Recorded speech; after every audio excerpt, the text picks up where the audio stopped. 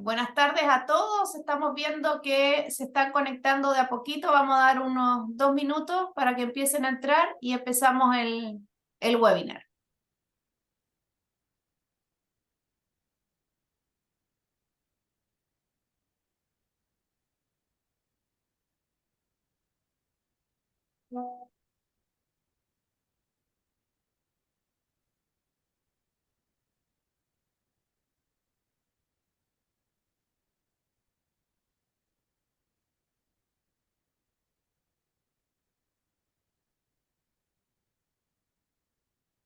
Ahí están aún conectándose. Sí. Parece que como lo abrimos recién, están entrando de a poco. Vamos a esperar solo un minuto por si hay alguno en espera.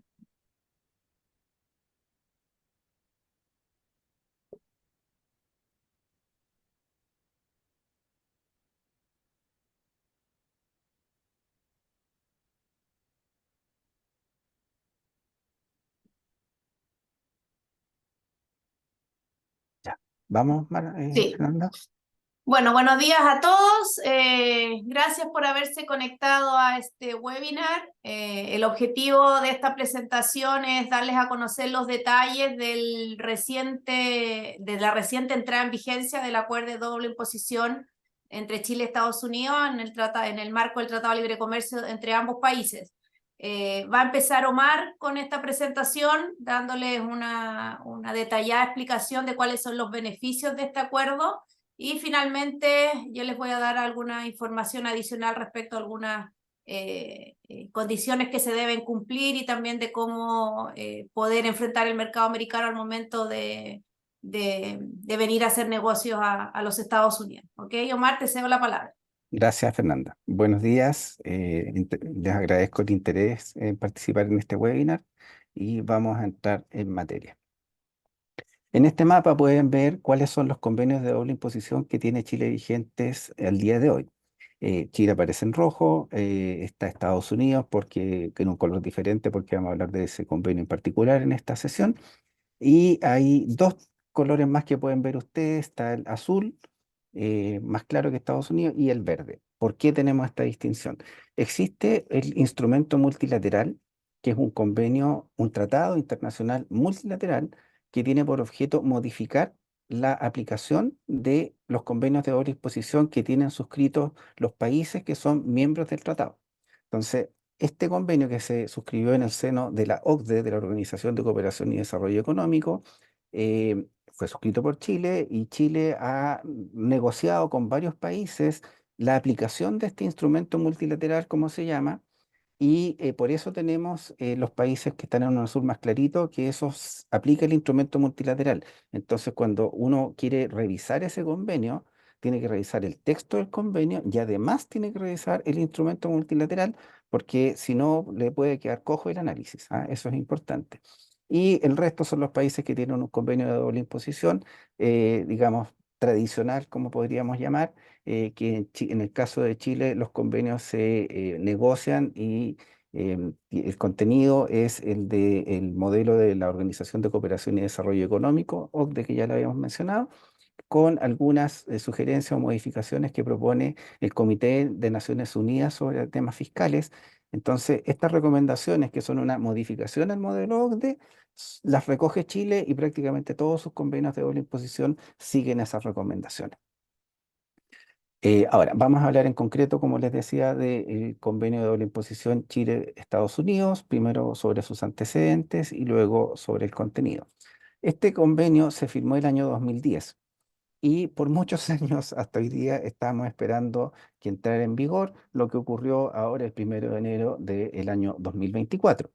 Había estado durmiendo este tratado, habiendo sido aprobado por el Congreso chileno en el Senado de Estados Unidos.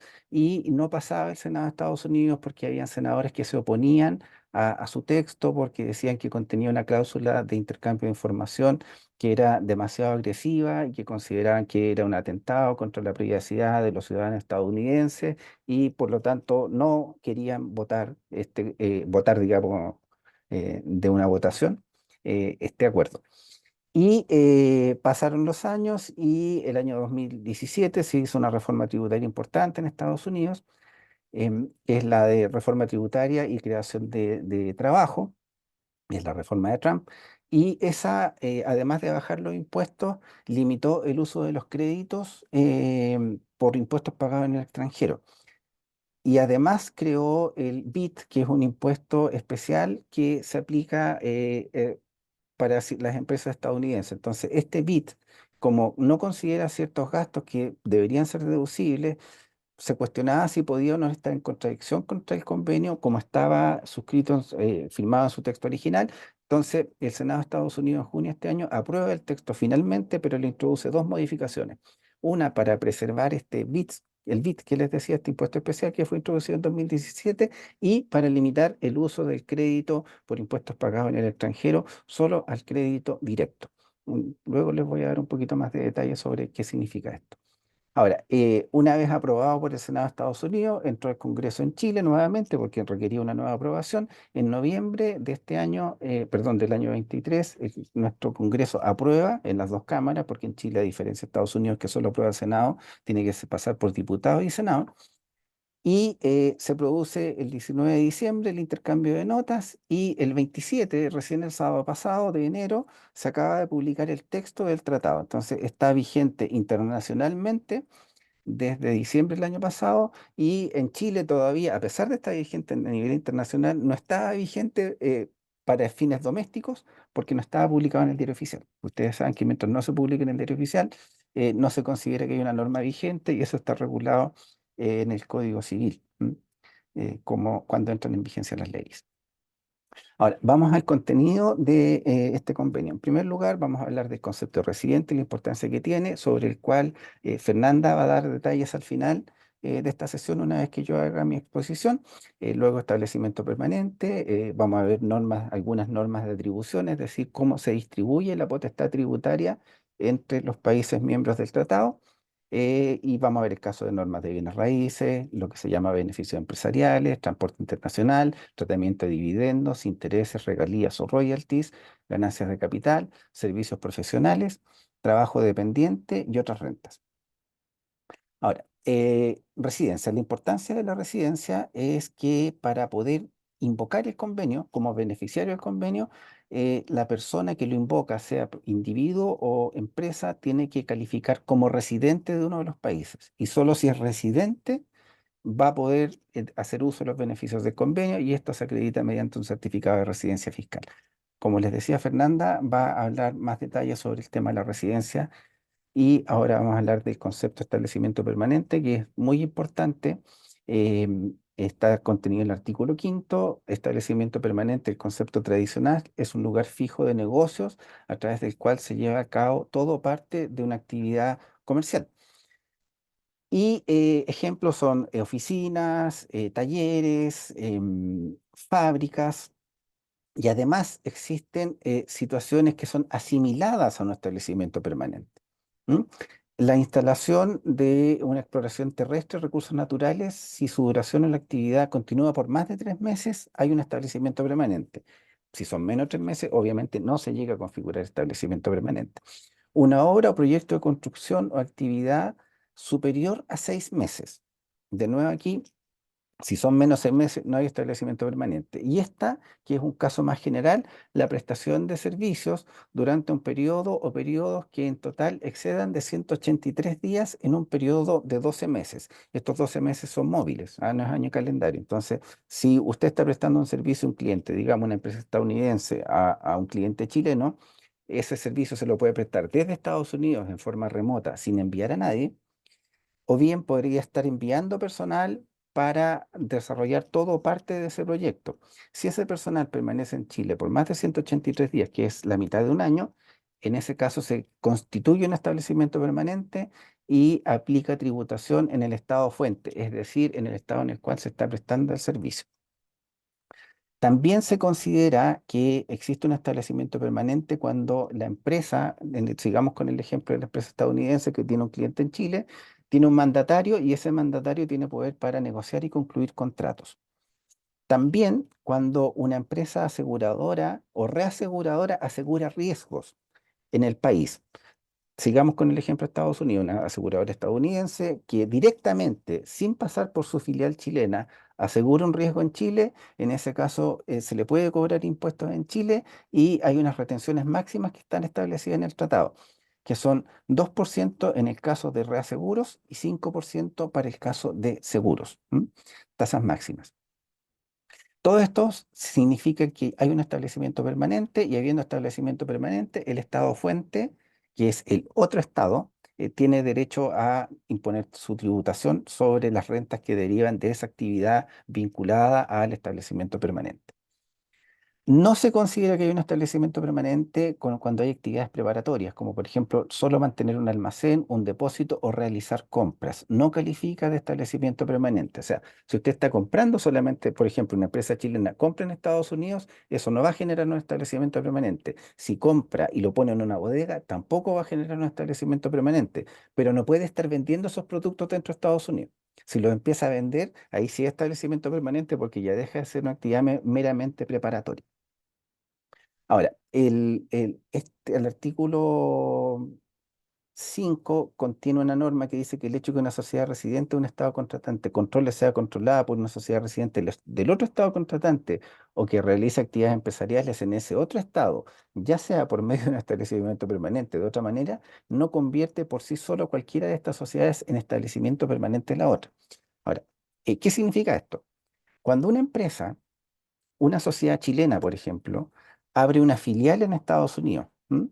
Eh, Esa filial no es un establecimiento permanente, es una empresa separada, una entidad legal separada y per se no es establecimiento permanente. El establecimiento permanente es normalmente una situación de hecho, que la empresa chilena, en este caso nos cambiamos de país, empieza a realizar una actividad en Estados Unidos y esa actividad continúa por cierto tiempo o cumple ciertos requisitos. En ese caso se produce el establecimiento permanente. ¿M? Ahora, luego vienen las normas de atribución que contiene el tratado. Dice, aquí hay que distribuir la potestad tributaria, ¿cierto? Para evitar la doble imposición.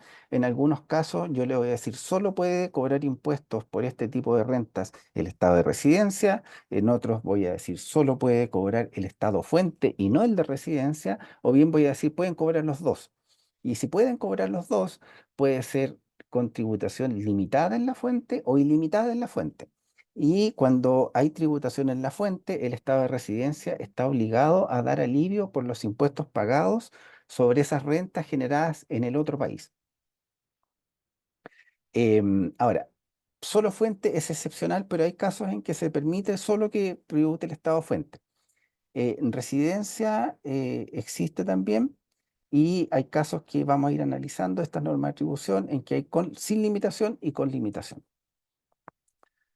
Ahora, ¿qué pasa cuando se trata de bienes raíces? La regla es que el país donde se encuentran los bienes raíces tiene derecho a imponer sus tributos por las rentas que generan esos bienes raíces. Y si el país donde reside el propietario de ese inmueble también cobra, tiene el criterio de renta mundial, es decir, usted tiene que pagarle impuestos por las rentas de cualquier origen del mundo. Entonces, como pagó impuestos, digamos en este caso un chileno que pagó impuestos en Estados Unidos por el bien raíz que tiene Estados Unidos, tiene que incluir en su renta en Chile esos ingresos y va a poder usar los créditos por los impuestos pagados en Estados Unidos contra los impuestos chilenos. La siguiente norma de atribución es artículo 7, que es la norma, yo les diría, la más importante que tienen estos convenios porque es la de aplicación más grande. El artículo 7 dice beneficios empresariales. Y en general la gente cuando lee este epígrafe, beneficio empresarial, dice, ah, aquí hay algún beneficio que me están dando. En realidad, beneficios empresariales es una traducción del inglés de business profits. O sea, las utilidades comerciales son lo que trata el artículo 7. No es que contenga un beneficio en particular para las empresas. Ahora, pero como la aplicación del artículo 7 sí puede significar en la práctica eximirse del pago de impuestos, entonces dijiste, ah, sí, pues ahí está el beneficio. Sí, bueno, puede interpretarse así, digamos, pero no es el concepto original de por qué se llama así este artículo, que es lo que quiero marcar. Entonces, si existe un establecimiento permanente, en ese caso el Estado fuente va a poder cobrar impuestos.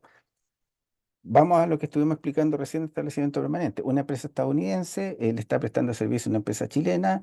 Esa empresa estadounidense no tiene nada en Chile, no tiene personal en Chile, no tiene una oficina en Chile, no tiene un representante en Chile. Toda la negociación se hizo por correo electrónico, por teléfono, por videollamada. Nadie vino, nadie fue, se prestó el servicio y llega la factura. Ahora hay que pagar esa factura.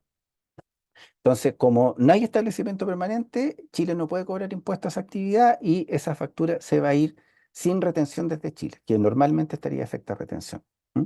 Eso significa entonces el beneficio empresarial. Ahora, cuando se forma un establecimiento permanente, el tratado dice usted tiene que tratarlo como si fuera una empresa separada, como si fuera una agencia o sucursal de su empresa matriz. Y es una agencia o sucursal de hecho, porque uno no puede legalmente constituir una agencia o sucursal. Estas empresas que se llaman XX SA Agencia en Chile son agencias formales, son agencias de derecho o de jure también, como se puede decir, mientras que el establecimiento permanente es una agencia de hecho o de facto. ¿Mm? Entonces, se configuran ciertas circunstancias materiales y porque se configuran esas circunstancias materiales, es el estado fuente, ah, mire, aquí yo tengo un establecimiento permanente, le voy a cobrar impuestos. Entonces, regístrese, hágase contribuyente, lleve contabilidad y pague mis impuestos por la utilidad que usted genera aquí. No es que yo le vaya a cobrar impuestos sobre el bruto. Ahora, en Chile existe en la práctica el criterio que le dice, ah, mire, esta empresa estuvo más de 183 días prestando un servicio en Chile.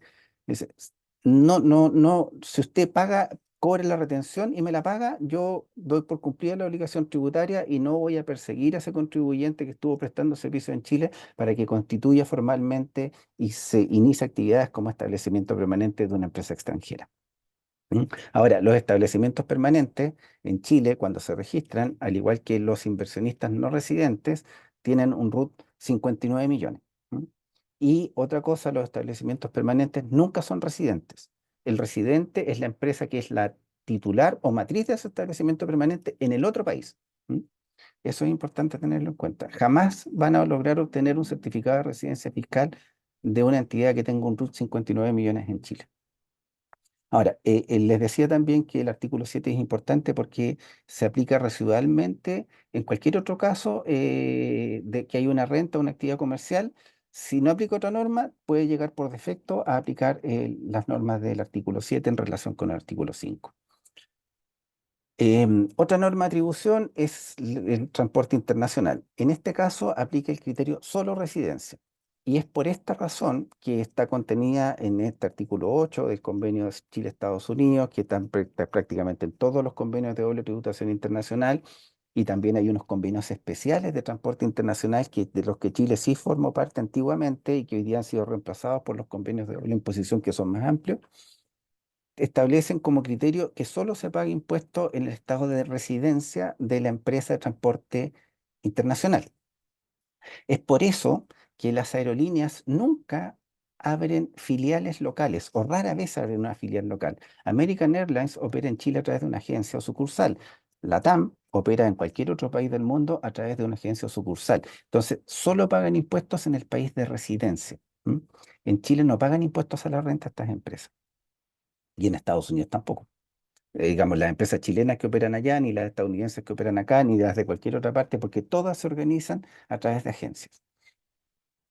Ahora, vamos a el artículo 9, no lo vamos a mencionar, que pues, se refiere a precio de transferencia y es un tema bastante complejo que ya por un webinar separado.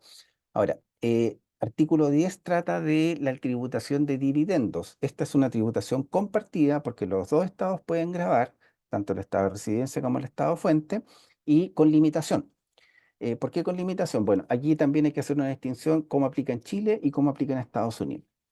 El artículo 10 de los convenios de doble imposición, de cualquier convenio suscrito por Chile, siempre se le aplica al otro país, no se le aplica a Chile, porque siempre contiene una reserva que a veces está en el mismo artículo 10, a veces está en el protocolo del convenio, que prácticamente todos los convenios de doble imposición tienen un protocolo que modifica algunas reglas del texto del tratado. Dicen que mientras Chile mantenga integrado el sistema de tributación a la empresa, que es impuesto a categoría y luego el impuesto al dividendo al 35% cuando se va para afuera, y se permite deducir en un 100% el impuesto pagado por la empresa, no le aplica el artículo 10. Entonces, Chile sigue aplicando el impuesto adicional al 35% sobre los dividendos y este artículo 10 solo aplica a Estados Unidos. Entonces, Estados Unidos tiene por norma interna a nivel federal una tasa de retención en los dividendos del 30%. Este 30% se ve reducido por el artículo 10 dependiendo la participación que tenga el accionista que recibe el dividendo. Si tiene un 10% o más, la tasa es un 5%, baja del 30 al 5. Y si tiene menos de un 10, en ese caso la tasa es 10. Igual baja del 30 al 10. Entonces, con esto la carga tributaria que era más del 40%, 44%, 44,7% para ser preciso, que es 21% impuesto a la renta a nivel federal en Estados Unidos y luego el 30% sobre el dividendo. Ahora, si su participación es más del 10, la carga tributaria total, y repito, a nivel federal, es 24,95. Y si tiene menos del 10%, su carga tributaria a nivel federal en Estados Unidos va a ser 32,85. E insisto que es a nivel federal porque los impuestos a nivel estatal no están cubiertos por el convenio. ¿M? Y en Estados Unidos cada estado, y no todos, pero tiene su régimen tributario que son distintos. Algunos no tienen impuesto a la renta a las personas, otros no tienen impuesto a la renta a las empresas, algunos tienen solo impuesto a la venta como el IVA, por ejemplo. Entonces, eso no está contemplado, lo repito, los impuestos estatales no están contemplados en este convenio, son solo impuestos a nivel federal. Esta regla especial que está aquí es el artículo 2 del protocolo, lo que les comentaba, la cláusula, lo que se llama cláusula Chile, que Chile mantiene el régimen de tributación del 35% impuesto adicional, mientras permita deducir el 100% del impuesto de categoría contra el impuesto a la distribución.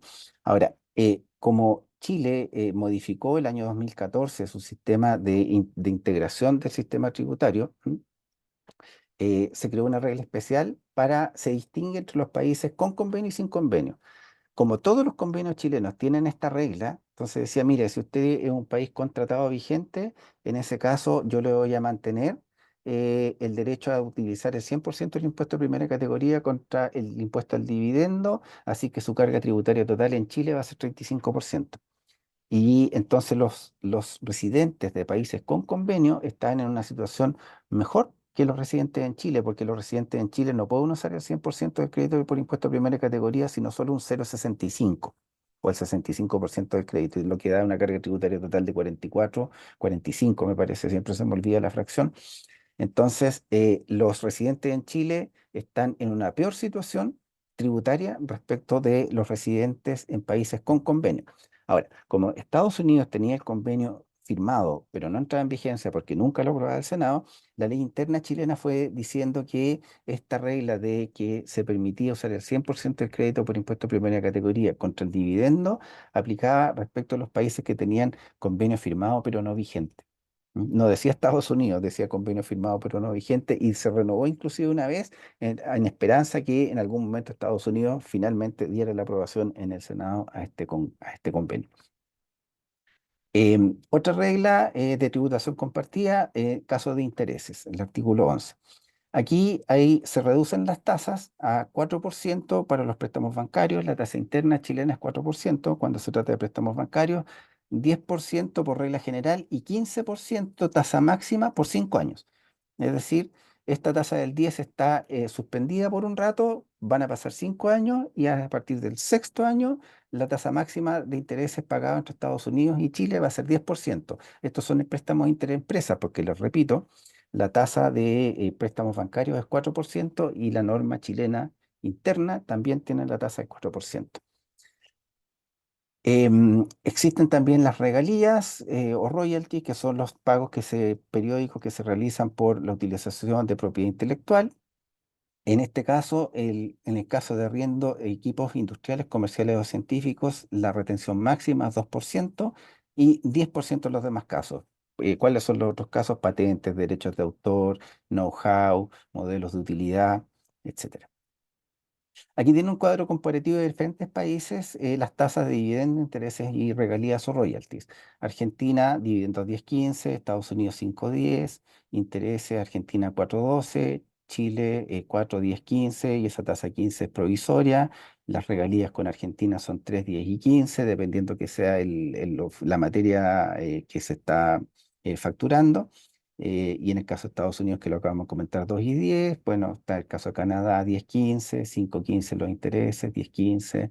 Todos los convenios tienen reglas diferentes. Normalmente no pasan de un 15%, o sea, dividendo, interés o royalty. Entonces, es 15 o menos en la práctica. ¿Ah? No hay ninguna razón para que no fuera 20, pero siempre es 15, hasta 15. Ahora, sobre las ganancias de capital, también contiene una disposición este tratado, que diría una de las más complejas que existe de los convenios vigentes que tiene Chile. Hace una serie de distinciones sobre inmuebles, se pueden someter a tributación en el estado donde se encuentra la propiedad, los bienes muebles, si son activos de un establecimiento permanente, se pueden someter a tributación también en el país fuente donde está el establecimiento permanente. Cuando se trata de buques o aeronaves explotados en el tráfico internacional, no se le permite grabar el estado fuente porque, consistente con el artículo octavo sobre transporte internacional, solo se puede grabar en el estado de residencia. ¿M? También existen normas sobre tributación para acciones, por ganancia de capital por enajenación de acciones. Hay una tasa máxima de un 16% que se puede aplicar, con ciertas excepciones, por ejemplo, cuando se trata de acciones transadas en la bolsa. ¿M? En ese caso podría no haber tributación. Entonces hay que revisar bien esa norma de si están haciendo un negocio con Estados Unidos para ver si esa ganancia de capital que puede resultar de un negocio va a estar o no afecta a tributación. Otra norma del artículo 14, servicios profesionales independientes. Estos son los servicios prestados por personas naturales. Este artículo 14 es interesante porque el convenio, el modelo de la OCDE, que les dije al principio que estos convenios siguen modelos de tratado, se eliminó en el año 2000 el artículo 14, porque el artículo 14 habla de, les repito, personas naturales que prestan servicios profesionales y dice cuando tiene una base fija en el otro país. El artículo 7 habla del establecimiento permanente en relación con el 5. Entonces, la doctrina tributarista internacional se preguntaba qué es esto de la base fija. ¿Es lo mismo que el establecimiento permanente? ¿Es diferente? Entonces, discutían y se escribían ríos de tinta para ver si eran lo mismo, si eran diferentes. Uno pensaba que sí, otro pensaba que no. Entonces, la OCDE va y dice, esta el órgano encargado, digamos, de mantener el tratado, ¿sabe qué más? Dejémonos de discusiones inútiles y estériles, se elimina el artículo 14 porque nosotros entendemos que aplica el artículo 7. Entonces, este convenio Chile-Estados Unidos tiene un resabio de normas, por ejemplo, el convenio Chile-España no lo tiene el artículo 14. Y es que si una persona está prestando servicios profesionales y no se traslada de un país a otro, lo mismo, no hay establecimiento permanente, no hay base fija, no hay presencia física, no hay impuestos. Ahora, si hay presencia física, hay que ver cuántos días son, más de 183 menos 183. Si son más de 183, se le pueden cobrar impuestos, si son menos, no se le puede cobrar impuestos. También es una regla parecida cuando se trata del trabajo dependiente.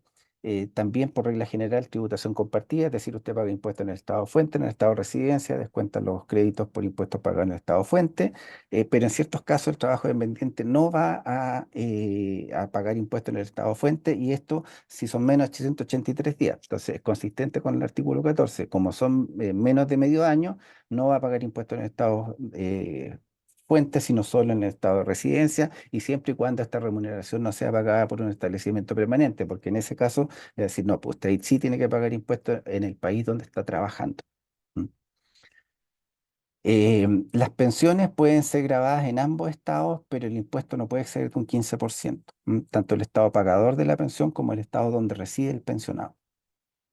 Otras rentas, artículo 21, ambos pueden grabar por regla general.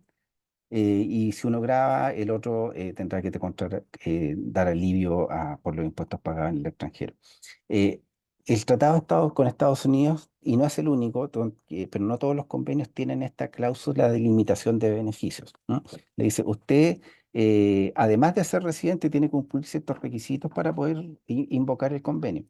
Eh, en el caso de la cláusula de limitación de beneficios, normalmente hay requisitos de nacionalidad de los accionistas. pero cuando se trata de empresas operativas, que tienen una actividad comercial real, en ese caso va a calificar de residente. Pero sociedades de inversiones pasivas o sociedades que uno crea, por ejemplo, pongamos caso de una empresa brasileña, por decir algo, argentina o peruana, cualquier otro país latinoamericano que no tiene convenio con Chile, y se sabe que Chile tiene un buen convenio con Estados Unidos. ¿Por qué no abrimos una filial en Chile? Y esa filial chilena opera con Estados Unidos y aprovecha las ventajas del convenio.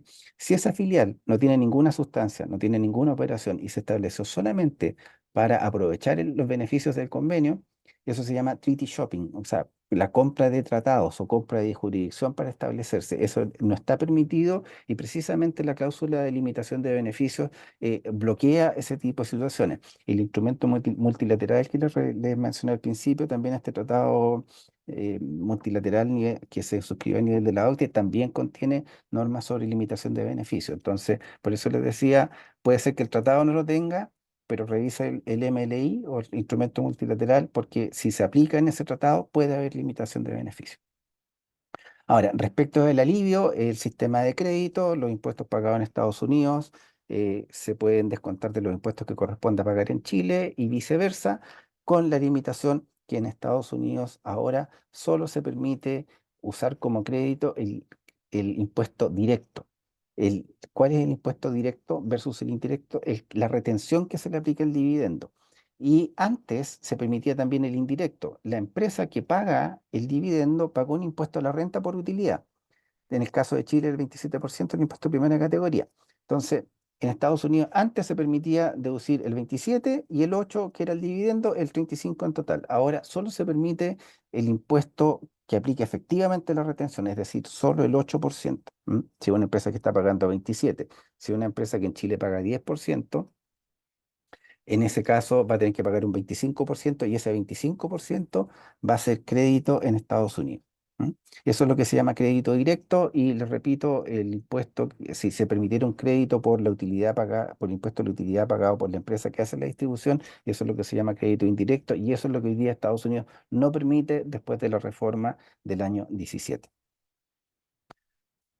Ahora, la entrada en vigor tiene una regla que ya perdió importancia porque el convenio está en vigor. Decía el año siguiente después de que se apruebe y las retenciones 2 meses después, al mes subsiguiente de que ha sido aprobado. Ahora, como entró en vigor el tratado completo el 1 de enero, ya perdió importancia práctica esta norma sobre la entrada en vigencia de las retenciones. Las dejo con Fernanda, que les va a hablar sobre residencia fiscal. Gracias. Bueno, yo les voy a hablar, como dice Omar, de residencia fiscal. Bueno, comentarles que yo soy la directora comercial de Mont Group en Estados Unidos. Mont Group tiene oficina en 12 países en Latinoamérica, exceptuando Venezuela, Canadá y Estados Unidos, y personalmente represento la oficina de Estados Unidos. Voy a compartir mi presentación ahora. Ahí.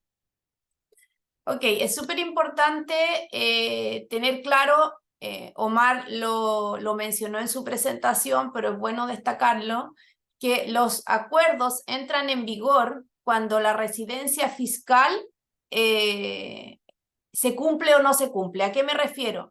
Que para que tú puedas, si tú eres un chileno, por ejemplo, haciendo negocios en Estados Unidos, si tu residencia fiscal está en Estados Unidos, este acuerdo no va a aplicar. Y la residencia fiscal es distinto a la residencia migratoria.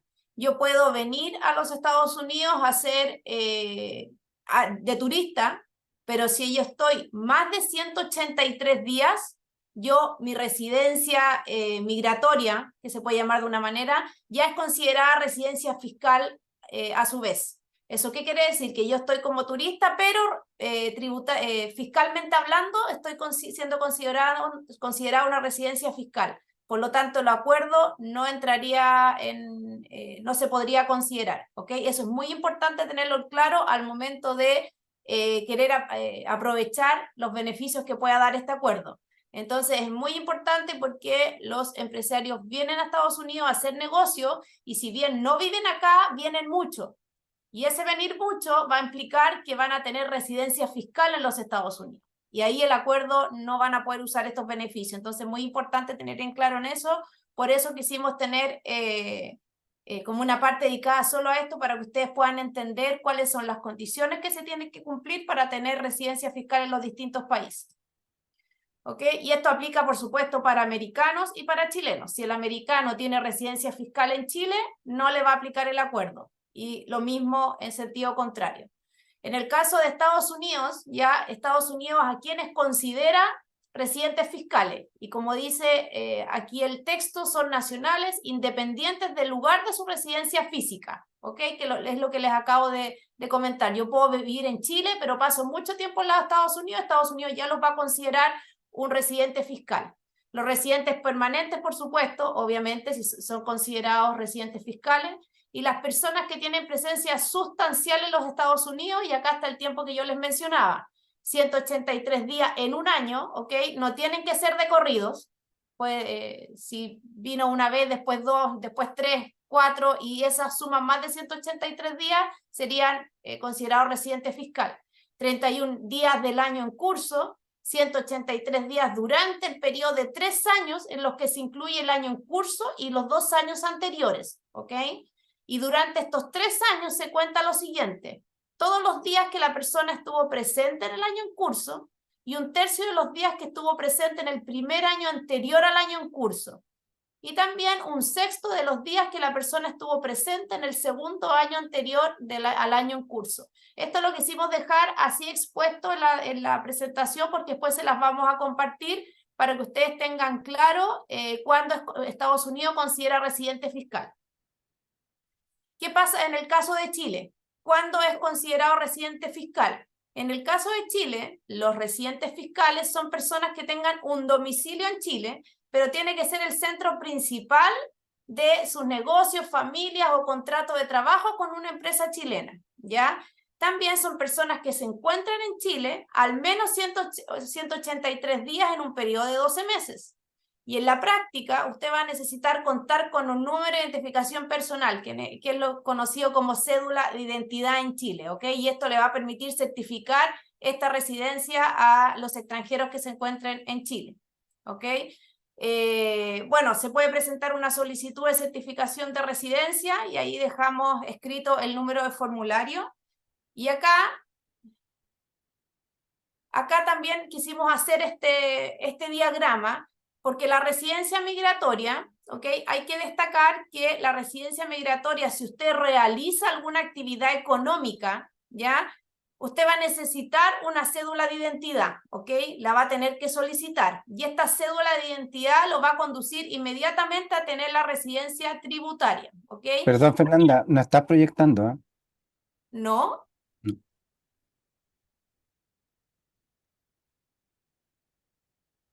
Supone que está haciendo sharing, compartiendo la pantalla. ¿No se ve nada? No. Ah.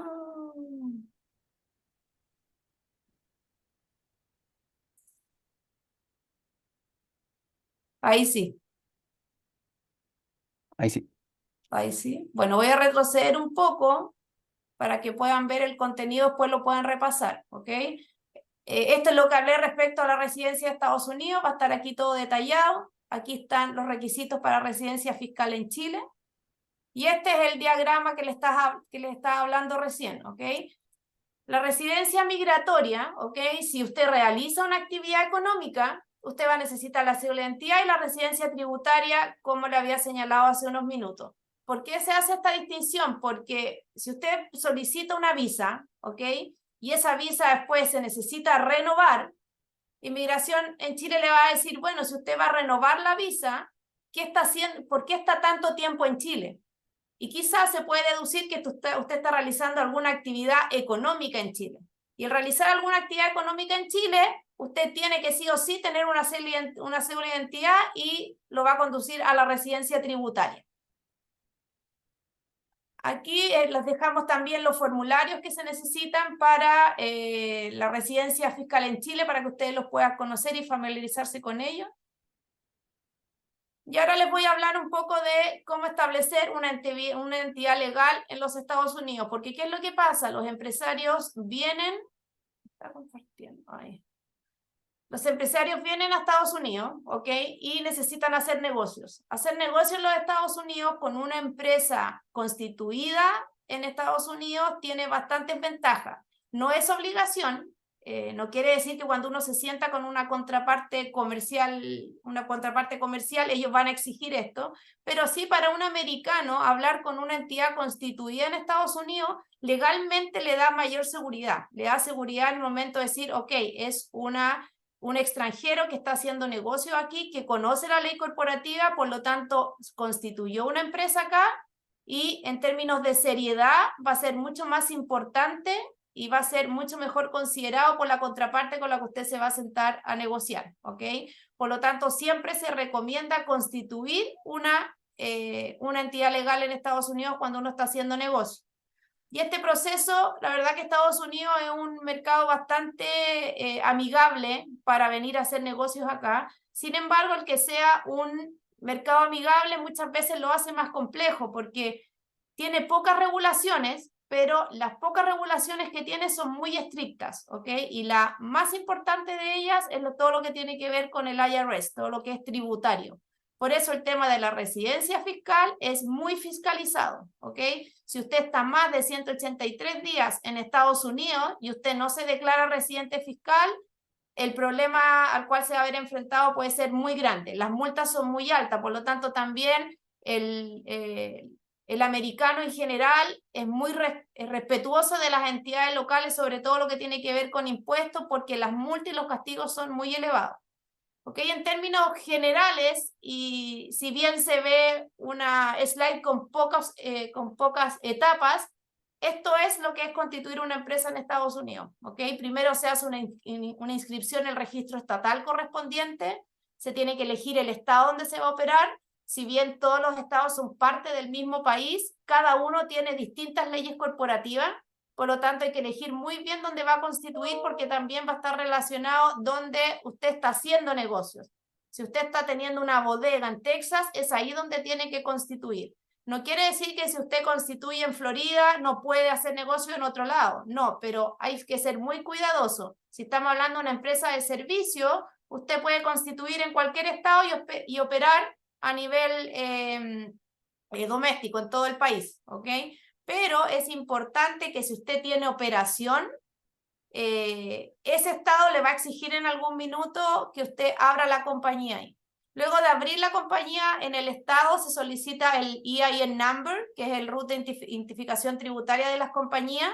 Luego es muy importante la apertura de la cuenta bancaria porque los movimientos financieros de las compañías son controlados en los movimientos bancarios de esta empresa. No es como en Latinoamérica, que las cuentas bancarias no son tan importantes o no son tan fiscalizadas, aquí son muy fiscalizadas. Por lo tanto, todo lo que sucede en la cuenta bancaria de la compañía es la información que se va a usar para la declaración anual de impuestos. Muy importante definir un plan de trabajo para un correcto control contable, que esto es lo que les hablaba hace unos minutos. La entidad tributaria es tiene sanciones muy elevadas. O sea, si uno, por ejemplo, no completa un formulario que que se pide por ley, cada día que usted se atrasa, por ejemplo, tiene que pagar $500. O sea, si usted se atrasa un mes, puede sacar la cuenta que es una cuenta, es un castigo bastante alto. Por lo tanto, el IRS es muy respetado y la gente, si bien no hay mucho control, porque, por ejemplo, en la contabilidad, usted no tiene que entregar pruebas de lo que usted está declarando. Usted tiene que declarar lo que usted realmente hizo. Y Impuestos Internos está asumiendo que usted es una persona, un representante de una empresa, que lo que usted está declarando es lo real. ¿Eso qué quiere decir? Que si yo quiero pasar quizás una televisión que me compré para mi casa y lo pongo en la contabilidad, nadie le va a pedir que usted muestre ese televisor en su casa, ni le va a pedir la factura, ni siquiera eso. Pero al momento de fiscalizar, que el IRS hace fiscalizaciones aleatorias todos los años y lo puede fiscalizar 5 años hacia atrás, te va a decir, bueno, demuéstreme este televisor por qué es para su compañía. Y si usted no lo puede demostrar, ahí le va a caer la multa. Por lo tanto, las multas son tan altas que la gente siempre actúa en base a lo correcto. ¿Ok? Por eso también se hace muy importante trabajar con asesores locales confiables. venir a hacer negocios aquí y no estar, no ir de la mano con alguien que conozca el mercado, que conozca la normativa corporativa y la normativa tributaria,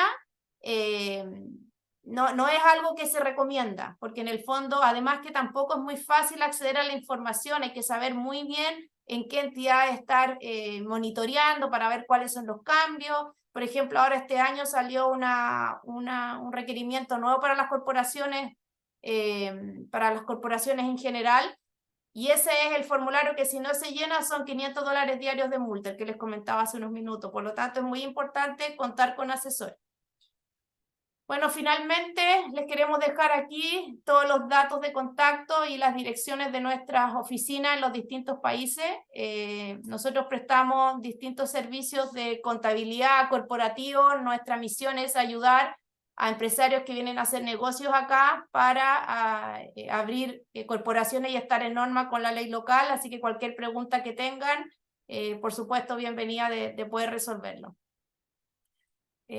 Vamos a revisar acá si es que hay preguntas.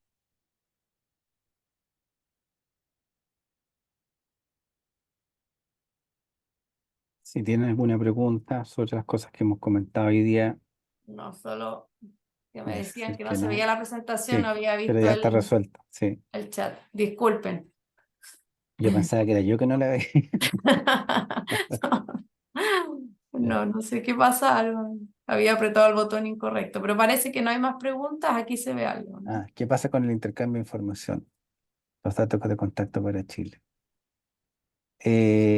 Intercambio de información, Matías. Pregunta, ¿qué pasa con el intercambio de información? Bueno, los convenios tienen un capítulo, un artículo más bien de intercambio de información en que a solicitud de cualquiera de las autoridades fiscales sobre un contribuyente en particular se va a mandar esa información a la autoridad fiscal y esto en la práctica sucede. Yo he visto casos de gente que ha llegado aquí a la oficina consultándonos porque le llegó un requerimiento de impuestos internos aquí en Chile, porque en ese caso desde Canadá le habían informado a impuestos internos que este señor tenía unas inversiones y que aparentemente no estaban declaradas en Chile, así que, y eso fue muy poco andar de que entró en vigencia el acuerdo de intercambio automático de información, que es otro tratado, ¿ya? Multilateral, del cual Estados Unidos no es parte. Estados Unidos se rige por su capítulo de intercambio de información eh, en el tratado.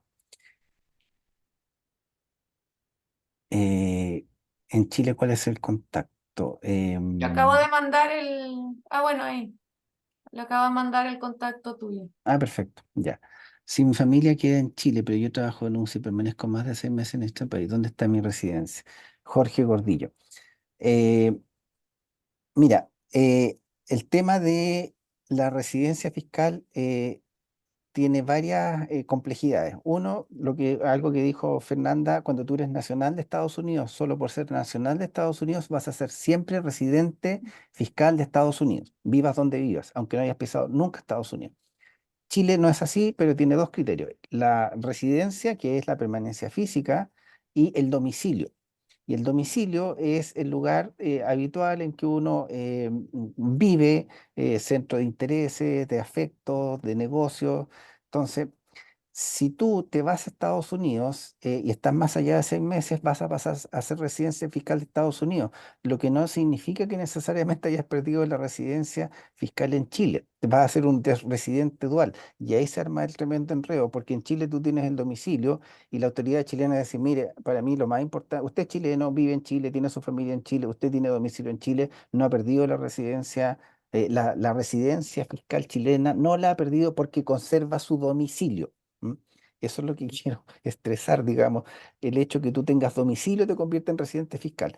Ahora, ¿cuándo te consideran que hay domicilio? Fíjate que hay un oficio de impuestos internos aquí en Chile que dice que una persona que se fue de Chile, se llevó todo, vendió su casa, no dejó nada. Lo único que mantuvo fue un contrato de trabajo con una empresa chilena. Y le dijo, yo ya perdí mi residencia. Le dijeron, no, usted sigue siendo residente en Chile en razón de su domicilio porque le paga una empresa chilena. ¿Mm? Entonces, esa situación de los residentes duales se llama porque cumplen los requisitos de residencia en los dos lados.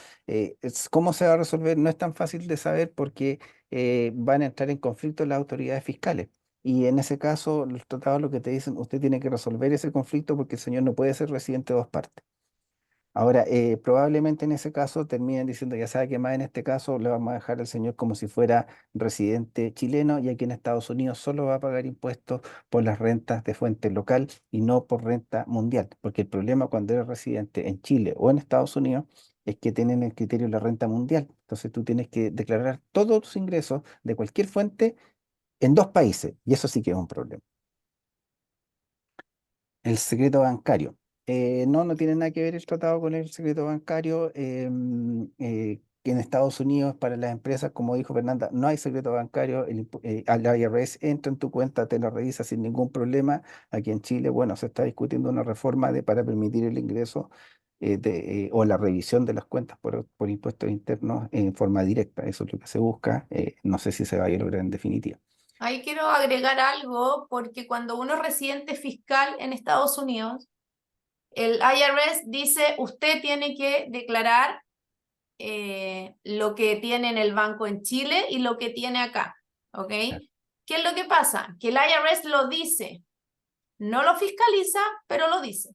Si a usted le llega una fiscalización por esta fiscalización aleatoria y usted no informó lo que pasó en Chile, ahí le va a caer la multa y el castigo del que estábamos hablando. Se dice, pero no se sabe, que los bancos en Chile le comparten información a los bancos en Estados Unidos. O sea, si yo tengo una cuenta en Banco Chase, por ejemplo, se dice que Banco Chase le puede solicitar información mía al Banco Santander, pero la verdad es que es algo que no ocurre, pero puede ocurrir. Eso es lo difícil de hacer negocios acá, que todo lo que tiene que ver con lo que el IRS dice que se debe hacer, las fiscalizaciones son aleatorias, por lo tanto usted puede estar 5 años o 4 años sin cumplir lo que el IRS le dice que tiene que hacer, pero si usted no lo hizo y lo descubren en la fiscalización, le van a caer las multas. Eso quería decir porque es importante. Vamos con más preguntas. ¿Existe un volumen de venta o solo es lo comentado en cuanto al tiempo? No es importante la venta. No hay umbrales de venta. Por el hecho de mantener la presencia física, ya vas a tener o no vas a tener establecimiento permanente. Si he comprado acciones en forma directa en Estados Unidos, ¿qué porcentaje me aplica y qué pasa cuando las venda? La compra de acciones no es un hecho grabado y si son acciones abiertas en la bolsa, Estados Unidos no aplica por norma interna impuesto a la ganancia de capital por la enajenación de esas acciones, así que no habría impuesto. Otra pregunta, a pesar de que los US citizens tienen como que tributar en Estados Unidos, aunque no vivan allá, los beneficios del convenio son aplicables a ciudadanos estadounidenses que son residentes permanentes en Chile. Sí, son aplicables. De hecho, tiene el artículo 23, número 3, normas especiales de cuando un ciudadano estadounidense sea residente en Chile. Es una norma un poquito enredada, así que no vamos a entrar en detalles, pero está expresamente regulada esa situación en el tratado. Otra pregunta, ¿qué pasa si una persona adquiere una residencia en Estados Unidos por sorteo de visa o por otro medio y obtiene ingresos de otro país con el que no tiene convenio? ¿Debe tributar en Estados Unidos? En USA tributa la tributación de renta mundial. La respuesta es sí. Siendo residente de Estados Unidos, tienes que declarar todos tus ingresos de cualquier fuente del país que sea con o sin convenio. Estados Unidos sí tiene el criterio de la renta mundial. Y como te digo, o sea, no solo para las personas que están físicamente en Estados Unidos, sino para los nacionales de Estados Unidos. Si tengo una empresa en Chile y quiero abrir una igual que la misma índole en Estados Unidos, pero con ruta en Estados Unidos, ¿puede ser considerada para el TLC? TLC. Tiene una empresa en Chile y quiere abrir una igual a la misma índole en Estados Unidos. Ningún problema. Con ruta en Estados Unidos. Por supuesto, esa entidad que va a abrir en Estados Unidos tiene que registrarse ante la autoridad fiscal y va a tener su EIN, que es el número, es el RUT de las empresas en Estados Unidos. Puede ser considerada para el TLC esa empresa que acabas de abrir en Estados Unidos, que se registró fiscalmente, que tiene su EIN. Si es una empresa operativa, por supuesto que va a ser considerada, puede ser considerada residente y usar los convenios que tiene Estados Unidos con otros países.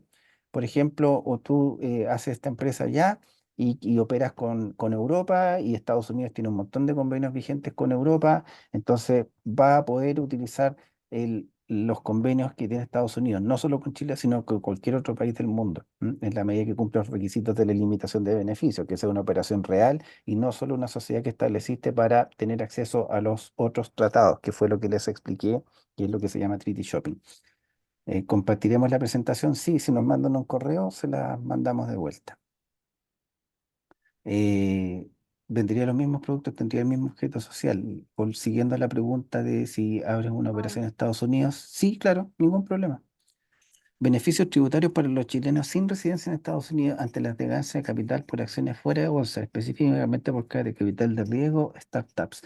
Normalmente en Estados Unidos no hay impuesto a la ganancia de capital por enajenación de acciones. El tema va a ser que tú tienes que pagar impuesto en Chile por esas ganancias que generaste en Estados Unidos, aunque no hayas pagado impuesto en Estados Unidos. Vamos a enviar la presentación. Vivo en Chile y tengo cuenta en Estados Unidos. En cuanto con los montos que mantengo ahí, ¿qué aplicaría en normas a cumplir? Los montos que mantiene una cuenta en Estados Unidos, si están declarados en Chile, no hay ningún problema. Si no están declarados, está en un problema. Tendrías que estar declarados. Y cualquier interés que percibas, que ganes por esos fondos en Estados Unidos, hay que declararlos en Ah, Chile. sí. Hay un correo ahí para enviar presentación sobre lo mismo. Chileno residente en Estados Unidos, sin residencia ni domicilio en Chile, pero tiene participación en sociedad chilena. Debe informar allá. Chileno residente en USA, sí, sin residencia, sí, pero tiene participación en sociedad chilena. Claro, tiene que informar esa participación en los rendimientos. Estados Unidos tiene una serie de normativas sobre sociedades en el extranjero, las sociedades controladas en el exterior, que se llaman CFC, dependiendo si es una empresa activa, pasiva. Sí, pero no hay que declararlo. Los dueños de la empresa no podrían estar más allá de 180 días en Estados Unidos en relación a la residencia. No son 180 días, porque se van sumando los de este año, los del año anterior y los de 2 años atrás en fracciones. Entonces, ¿cuántos días suma? Si pasa de ciertos días, pasa a ser residente en Estados Unidos. Pero el tener una empresa no tiene relación con la residencia. Tú vas a ser residente o no si cumple los requisitos de presencia física en Estados Unidos. ¿Alguna otra pregunta? ¿Alguna otra pregunta que haya? No, ¿Alguna aclaración que quieran respecto de las preguntas que se han contestado? No veo nada. En el chat no hay preguntas.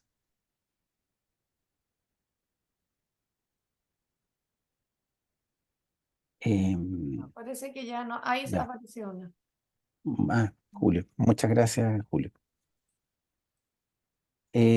Quedaríamos hasta aquí entonces, si no hay más preguntas. Aquí hay una pregunta. A ver, esperamos Sí, la pregunta. arriba. Si tengo una empresa, la tercera, María Santander.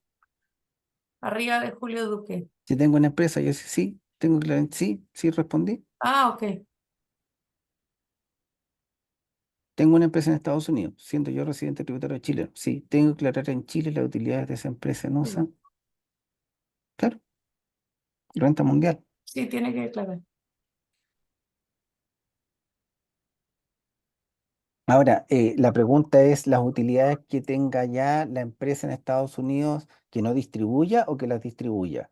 Porque si no las distribuye, hay que distinguir si es una empresa activa o pasiva. Si es pasiva, aplica el 41G y hay que declararla en Chile, aunque no estén distribuidas. Si es activa, solo cuando se haga la distribución. Esa sería la respuesta.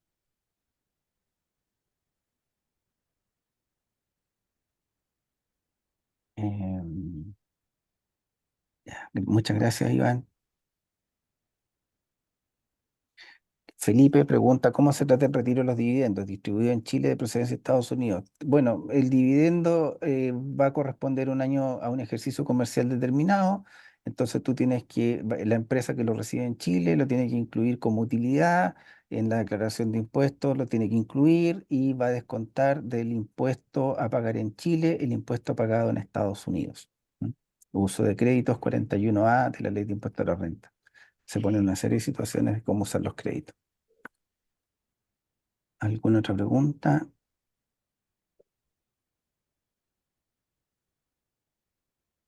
Pareciera ser que estaríamos concluyendo. Sí. Les agradecemos el interés, les agradecemos las preguntas, esperemos haber respondido adecuadamente a sus inquietudes. Si quieren la presentación, nos pueden mandar un correo electrónico, se las mandamos de vuelta. Y muchas gracias, que tengan un muy buen día. Estaremos en contacto. Y muchas gracias. Buen día para todos.